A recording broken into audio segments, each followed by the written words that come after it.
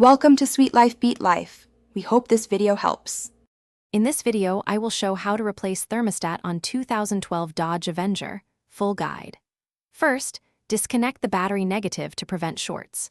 Drain coolant into a clean container for reuse or proper disposal. Remove air intake and hoses that block access to the thermostat housing.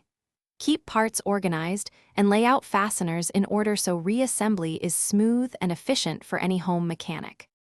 With the battery disconnected and coolant drained, loosen the hose clamp and remove the upper radiator hose from the thermostat housing. Unbolt the housing and lift it away, keeping bolts and parts in sequence. Note the thermostat orientation, then remove the old unit and gasket material. Clean the housing and engine mating surface until smooth, using a scraper and rag to prevent leaks when you install the new thermostat and seal. If this guide is helping, please subscribe and like so I can keep making useful content.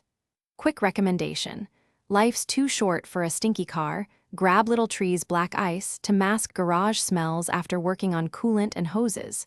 It's inexpensive and keeps the cabin fresh during the drive home. Check the description for the link and other deals, and now let's get back to the video.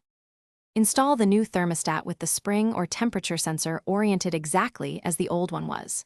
Fit a new gasket, or apply a thin, even bead of approved sealant if required, then seat the housing and thread bolts by hand. Tighten bolts in a crisscross pattern to ensure even pressure, then reconnect the radiator hose and any air intake components, refill coolant to the proper level, and reconnect the battery before testing the system. Thanks for watching. Consider subscribing if we helped you.